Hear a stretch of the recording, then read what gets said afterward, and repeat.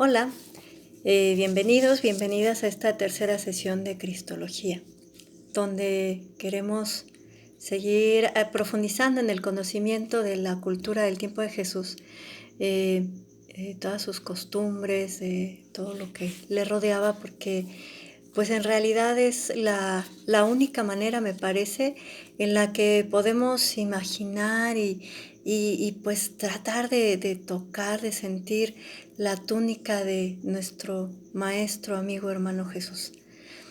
Y pues el tema de hoy para mí es apasionante, es muy importante, porque tiene que ver con algo que al mismo tiempo es cotidiano, y al mismo tiempo pareciera que se diluye en el tiempo y no nos deja como esta capacidad de reflexionar en torno a algo que, reitero, es tan cotidiano.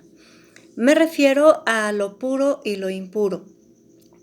Curiosamente, estamos viviendo un tiempo como es la pandemia, donde se nos ha enseñado que debemos lavarnos las manos por 20 segundos, 10 veces al día. Esto con la idea de combatir a un virus. Sin embargo, en la historia de la humanidad, según la antropología y la mismísima historia, pues vemos que la limpieza o la impureza han estado presentes en todas las grandes culturas. Evidentemente, en la cultura del tiempo de Jesús no podía faltar este tema.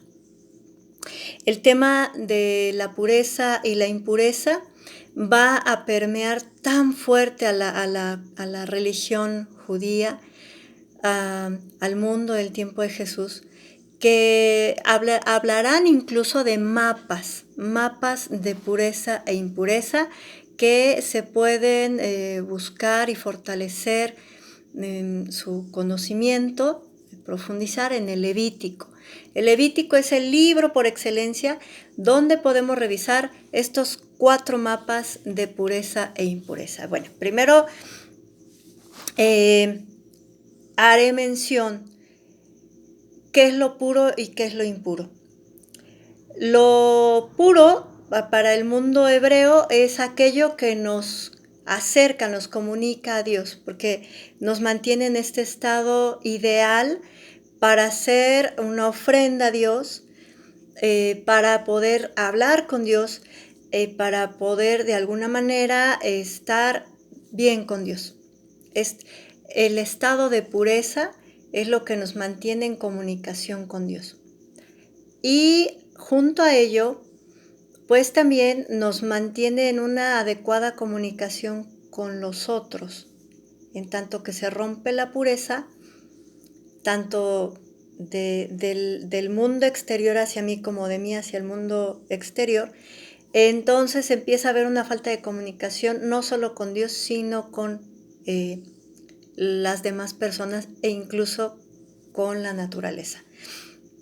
Esto es bien importante porque es precisamente en esa línea que hemos dicho, ya hemos hablado del tema de la antropología relacional. El ser humano no es un ser humano en tanto no se pueda relacionar. Entonces, este tema de la pureza y la impureza confirma la antropología relacional, confirma esta importancia de ser humanos en relación con.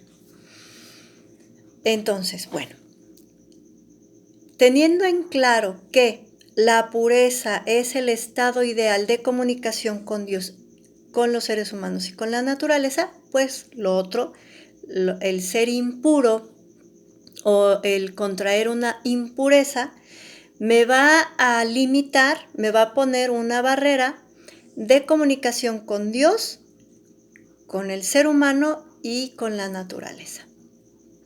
De ahí que en el mundo judío se va a hablar de 4 mapas de pureza e impureza. Habrá un mapa sobre las personas, un mapa sobre los lugares, un mapa sobre las comidas y un mapa sobre los tiempos. Entonces, el primer mapa que ya un poquito podemos manejar por la sesión anterior del honor y la vergüenza, por esta sesión también de antropología, es el mapa que me parece importante, vital, que humanizó Jesús de Nazaret y que más trabajo le costó al mundo judío de su tiempo y por el cual también lo asesinaron y le hicieron un doble juicio político y religioso. Pues el primer mapa es el de las personas.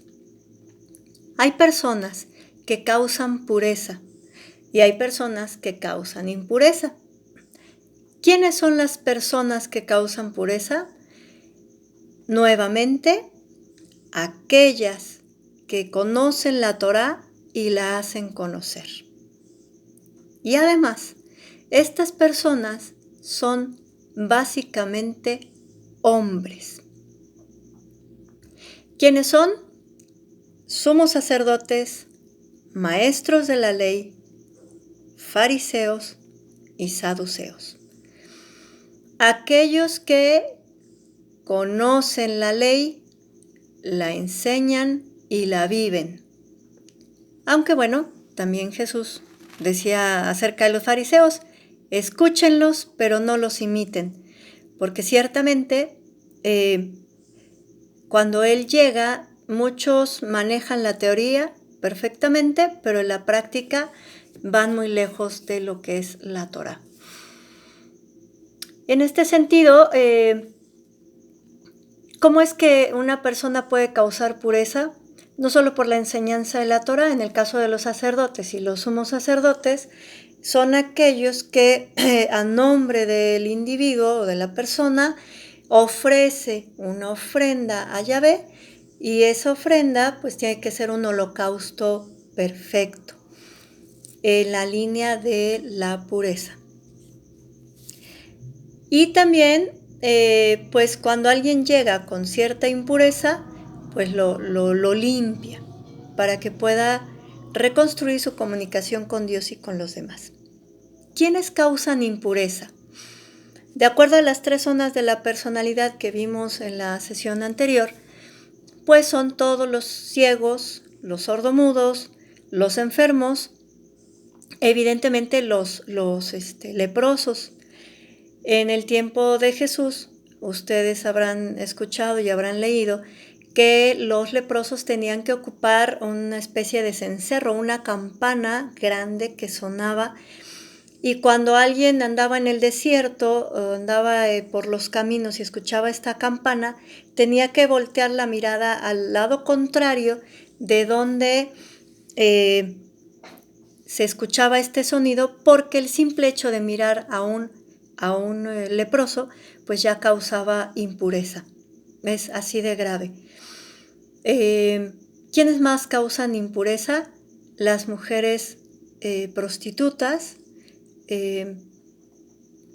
los recaudadores de impuestos, los que tienen contacto con la sangre, es decir, carniceros, los mismísimos pastores, que ya hemos dicho eran vistos como bandoleros, como personas que robaban las ovejas que les dejaban pues sus amos y las robaban, porque en ese tiempo también había una gran carestía de trabajo y ellos pues sí llegaban a robar y a vender la carne o a vender la oveja completa, pero bueno, también eran personas vistas como impuras. Los que tenían contacto con la moneda, los cobradores de impuestos con la moneda romana, también eran vistos como personas impuras, todos los publicanos, ¿verdad?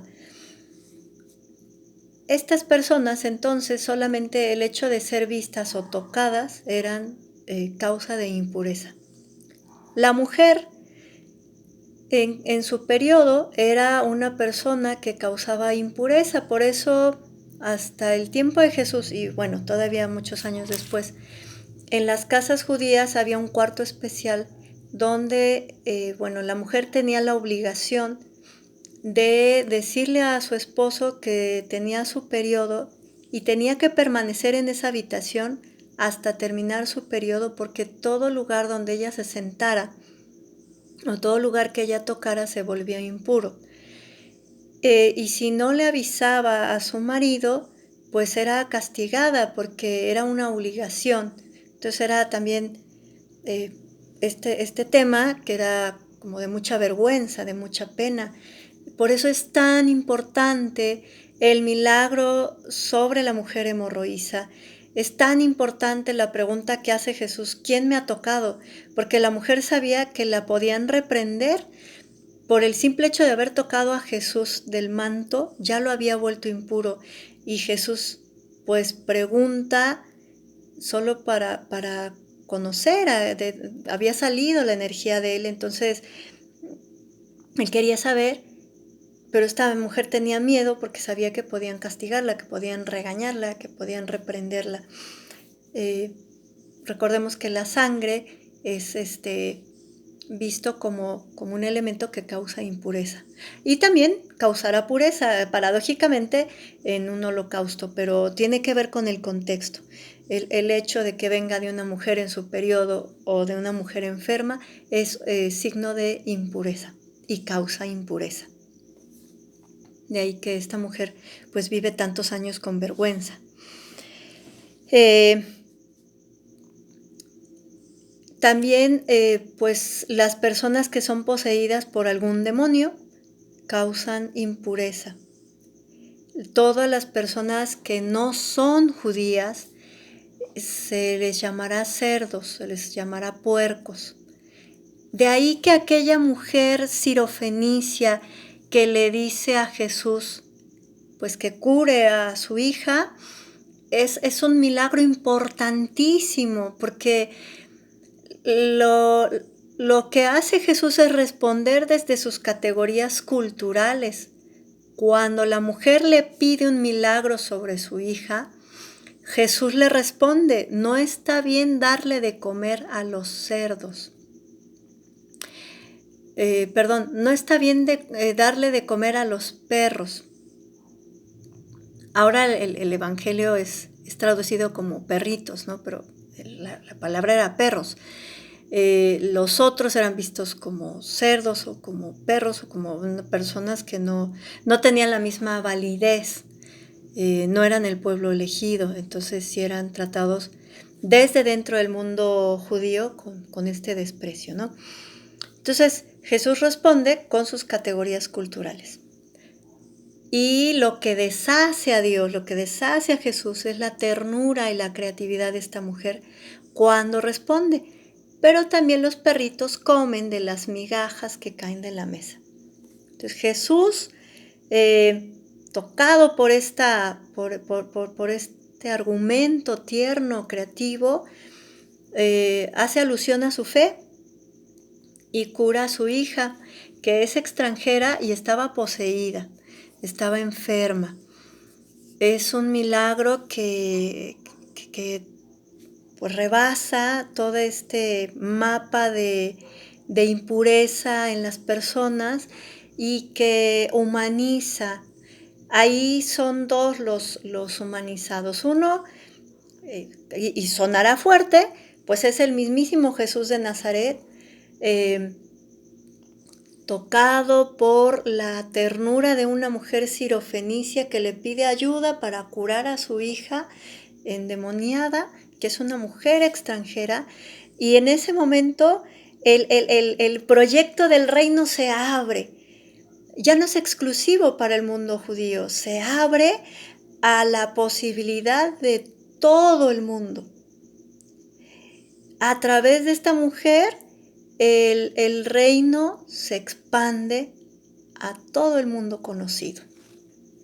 Y entonces, reitero, son dos los formados. Uno, Jesús de Nazaret, reeducado por una mujer extranjera, y digo reeducado no por otra cosa, sino por esta línea de el reino de Dios es para todos, no solo para el pueblo judío, y esta mujer lo abre de esta manera. y por otro lado, el mismo pueblo testigo de este milagro. ¿Cómo es posible que Jesús cure a personas impuras, que son consideradas impuras en ese tiempo?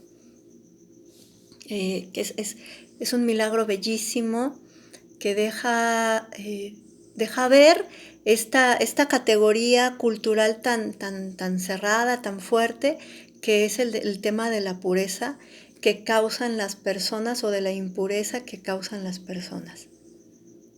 Jesús cura a esta mujer, a la hija de esta mujer, siendo extranjera y siendo posesa. Igual que había curado a la mujer hemorroísa. Entonces vemos este tema que es bien importante entre lo puro y lo impuro a través de las personas. Y bueno, Jesús va tocando a los que los demás consideran impuros, como los mismísimos leprosos que quedan sanados, y todo el mundo se queda admirado de cómo va curando y cómo va tocando, y él mismo no cumple los rituales de purificación a los que están llamados, de hecho, los mismos taumaturgos, ¿no? Cuando un sacerdote, un sumo sacerdote, un taumaturgo toca a un enfermo, también tiene la obligación de ir al templo y cumplir con un rito de purificación. El hecho de haber curado a la mujer hemorroísa obligaba a Jesús a irse a purificar al templo, y el Evangelio no lo menciona. De tal manera que el mismo Jesús de Nazaret da testimonio de su poder como Hijo de Dios, de su pureza, no teniendo que ir al templo a cumplir con estos rituales de purificación, ya que la purificación o la pureza se da a través del contacto humano, de el extender la mano al otro, al más necesitado. Esta humanización desde las personas es bien importante, porque entonces significa que el reino de Dios es pureza, y esta pureza llega a través del contacto, de la palabra, de la cercanía, de el no ver al otro como alguien inferior, sino ver al otro como este contacto con Dios, que es bien importante. Entonces, bueno, este es un primer mapa de pureza y de impureza, que es la persona. El siguiente, que es bien importante y que me parece de alguna manera donde vamos a encontrar más a Jesús humano y humanizador, es el de las comidas. Hasta el día de hoy encontramos en los supermercados unos alimentos que se llaman kosher. Estos alimentos kosher son preparados de acuerdo a los rituales del Levítico. Reitero, separando las verduras de la carne, de los lácteos, de manera rigurosa. ¿Y quién firma que son alimentos kosher? Pues un sacerdote judío. En el tiempo de Jesús existe estos lineamientos que dicen qué se debe comer y qué no, porque lo que comes de manera impura te causa impureza. Pero no solo esto, ¿con quién comes? ¿En qué utensilios? ¿Con qué utensilios comes? ¿Qué lugar de la mesa ocupas? Habla de un estatus social. Habla de si eres esclavo o eres libre. De tal manera que las comidas van a causar pureza o impureza. ¿Van a subir tu honorabilidad como hombre o la van a disminuir? ¿Van a hablar de tu vergüenza como mujer o simplemente no existes en el contexto cultural? En este sentido, los antropólogos hablan de las comidas. Aquí les voy a leer este texto. En la antigüedad las comidas eran lo que los antropólogos llaman ceremonias. A diferencia de los rituales que confirman un cambio de estatus, las ceremonias son acontecimientos regulares, predecibles, en los que se reafirman o legitiman los roles o estatus dentro de la comunidad. En otras palabras, el microcosmos de la comida corre paralelo al microcosmos de las relaciones diarias. En este sentido, es bonito ver cómo una comida familiar, incluso, porque hablamos en tiempos de Jesús de una familia amplísima, donde conviven primos, tíos, abuelos, etc. Este microcosmos de la familia habla del macrocosmos social, de quién soy allá afuera, de quién dicen los demás que soy allá afuera. Entonces, Jesús comprende tanto este mundo de las comidas que, pues bueno, te invito a que veas el pasaje de Lucas 13:26, donde nos habla del banquete del amor. ¿Quiénes están invitados? Allí habrá preguntas de fondo que te dejo. ¿Quién come con quién? ¿Cómo está preparada la comida? ¿Dónde se sienta cada uno? ¿Qué utensilios van a comer? ¿Qué se va a comer? ¿Cuándo se va a comer? ¿Quién prepara? ¿Cuál será la conversación apropiada para ese momento? De hecho, las comidas van a ir paralelas a las fiestas más importantes de los judíos, las 9 fiestas más importantes que ya voy a mencionar cuando hablemos de los tiempos que causan pureza, pero van de la mano. ¿Qué plato se debe comer en Shabbat? ¿Qué platillo se debe comer en Pascua? ¿Qué platillo se debe comer en Pentecostés? Bueno, ¿con quién se va a comer este platillo? ¿Qué vestimenta se va a poner? Y esto es bien importante. En el tiempo de Jesús existe un grupo de personas que son cananeos, también se les ubica en Palestina, son los Amhares, o personas de la tierra, personas comunes. Si en alguna de las fiestas importantes se les invita a comer, el dueño de la casa les tiene que dar una ropa especial que se tienen que colocar antes de sentarse a la mesa, porque de otra manera es algo muy mal visto. No pueden comer con su ropa de Amhares, tienen que ponerse la ropa que les dé el dueño de la casa. En este sentido, entonces, las comidas van a marcar de manera bien estricta un ritual de purificación. Y no solo al interior del mundo hebreo, también para los romanos. No es lo mismo que coma un alto mando del ejército romano con, no sé, con el procurador romano, a que coma cualquier menor del ejército romano. No va a comer en los mismos utensilios, no se va a colocar en el mismo puesto de la mesa. Tienen que ubicarlo en un lugar determinado. Reitero, en el tiempo de Jesús no es solo para el mundo hebreo, sino también para el mundo romano. ¿Dónde podemos ver esto? Pues en las narraciones que hace, por ejemplo, Plinio el Joven, los epigramas de Marcial.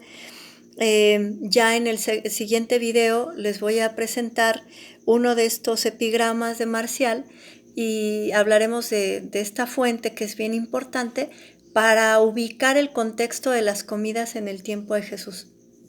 y cómo marca la pureza o la impureza de las personas, la honorabilidad o no honorabilidad, el estatus social de cada una de las personas en tiempos de Jesús.